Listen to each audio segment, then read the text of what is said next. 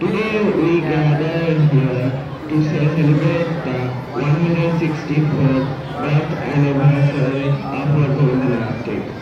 Think of him, not just a poet, but a universal man. Who was a philosopher, a painter, a storyteller, and a composer whose melodies still touch our heart. Gurudev, as he was fondly called, saw beauty in everything. He wrote the Gitanjali, which is a collection of poems. For this, he won the Nobel Prize in 1913, making him the first person to receive this honor. He also wrote not only one but two national anthems. He wrote Jana Gana for India and Amar Swara Bangla for Bangladesh. He also founded the Vishwa Bharati University in Shantiniketan, where students could study beyond the walls of classroom. He believed that learning and studying should be a joyful experience. He also gave up his knighthood against the protest in the Jallianwala Bagh massacre. He used his pens, not weapons, to awaken the minds of people. His poems inspired people to fight for the Britishers. On this day, let us honor him by reading his stories, listening to his songs, and following his message of peace and the spirit of togetherness. Thank you all and wish you a happy Rabindra Jayanti.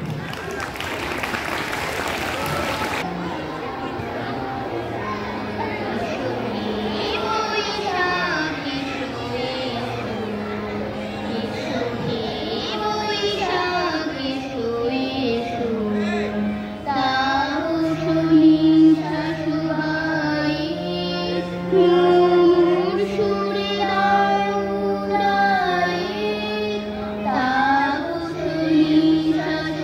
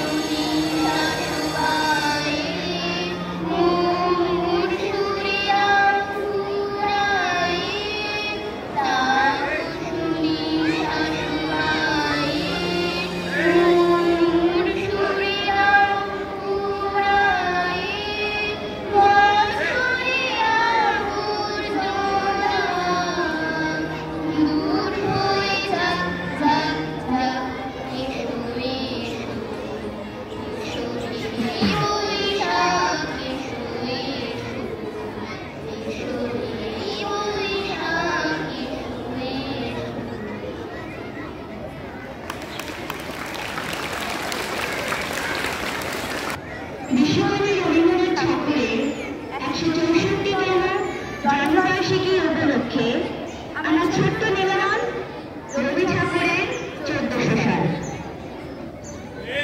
আজি হতে শতবর্ষ পরে কে তুমি পড়েছ বসি আমার কবিতাখানি কৌতূহল ভরে।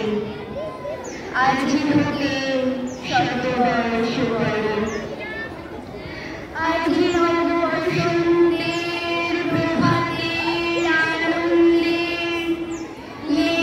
মাতৃভার আজিকার কোন ফুল বিহঙ্গের কোন গান আজিকার কোন অক্ষরান অনুরাগে শিক্ষিত করে পারিব না পাঠাইতে তোমাদের ঘরে। আজি হতে শতবর্ষ পরে তবু তুমি একবার খুলিয়া দেখিও দ্বার বসিবার কারণে সুদূর দিগন্তে চাহি কল্পনায় অবগাহী ভেবে দেখো মনে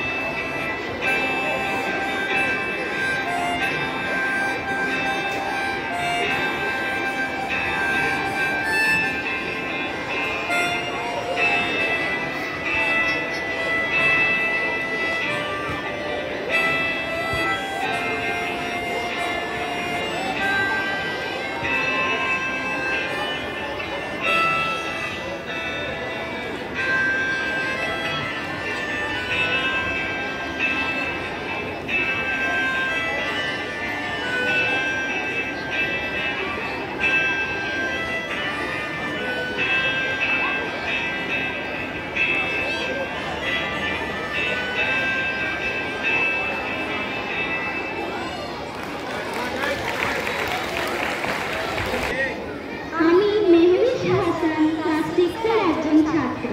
আজ 25শে বৈশাখ বিগুরু রবীন্দ্রনাথ ঠাকুরের এক জন্মদিন। তার উপলক্ষে আমি একটি কবিতা বলে শোনাব। কবিতাটি হলো, একদিন রাতে আমি স্বপ্ন দেখি। একদিন রাতে আমি স্বপ্ন দেখি, চেয়ে দেখো বলে যেন বিনু, চেয়ে দেখি ঠোকাঠুকি বর্ষা করিতে, কলিকাতা চলিয়াছে মরিতে মরিতে।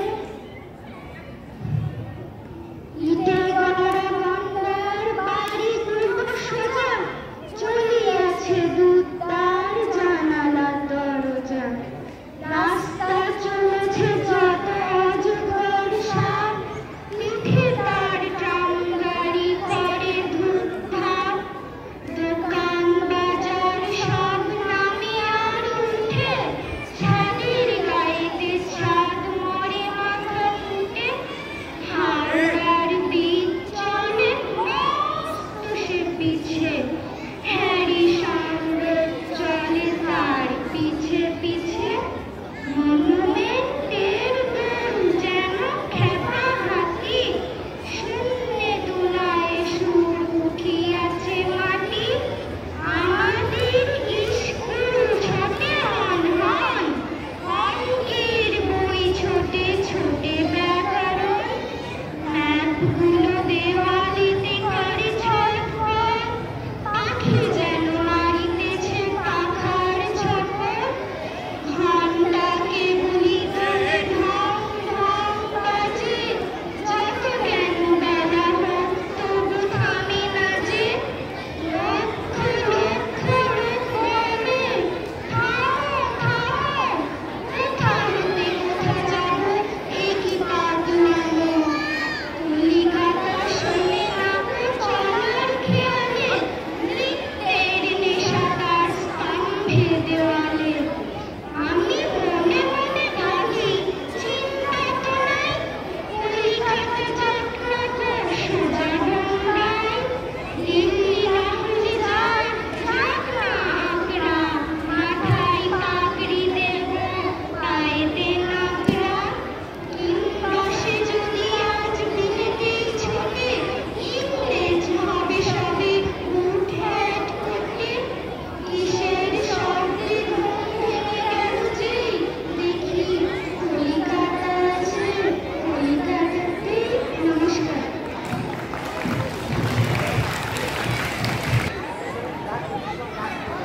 মহাকালের প্রবাহমানতা সম্পর্কে প্রাচ্য এবং পাশ্চাত্য ধারণার মধ্যে মৌলিক পার্থক্য আছে।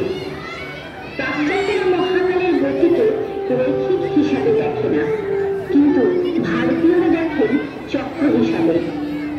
কাল কোথাও যায়, কোথা থেকে আসেও না, স্পেস বা স্থানের উপর সে চক্রাকারে নৃত্য করে। ঘড়ির কাঁটা যেমন কোথাও যায় না, শুধু 12টার ঘর থেকে 12টার ঘরে ঘুরে ঘুরে আসে। আমরা শুধু তার চক্রাকারে আবর্তনকে রৈখিক হিসাবে দেখে বলি, সময় চলিয়া যায় নদীর স্রোতের পর। কিন্তু বুঝি না, সময় বা নদীর স্রোত কোথাও যায় না, শুধু ঘুরে ঘুরে আসে। নদীকে যদি প্রশ্ন করি, নদী তুমি কোথায় যাইতেছ? নদী বলে, মহাদেবের পাদতলে। নদীকে যদি আবারও প্রশ্ন করা হয়, তুমি কোথা হইতে আসিতেছ? নদী বলে, মহাদেবের পাদতল হইতে। হিমালয় থেকে বহির্গত গঙ্গা বহু দেশ অতিক্রম করে সমুদ্রে মেশে, আবার বাষ্প হয়ে আকাশে যায়, বৃষ্টি হয়ে নেমে আসে। জলচক্রের মতো কালচক্র গ্রীষ্ম, বর্ষা, শরৎ ও হেমন্ত, শীত ও বসন্তে ঋতুচক্রে ঘুরে ঘুরে আসে। আকাশে, বাতাসে, মধ্যভূমিতে, আর তার আনন্দ বেদনার বিচিত্র রাত ঝলমলে হয়। আর আমরা মানুষেরা সেই ঋতু বিরাটের সঙ্গে আমাদের দেহ, মন, আত্মাকে মিলিয়ে মিশিয়ে জীবনযাপন করি। রবীন্দ্রনাথই একমাত্র কবি যিনি মহাকালের এই ঋতু বিলাসের চক্রকে স্বরাজ, ঘুচাল সকল বন্ধকে, অথবা দুই হাতে কালের মন্দিরাজে সবাই ডাকে। প্রভৃতি অনেক গানে সেই সত্যেরই উদ্ঘোষণ। গ্রীষ্ম, বর্ষা, শরৎ, হেমন্ত, শীত ও বসন্তের গান রবীন্দ্রনাথ কিছু কম রাখেননি।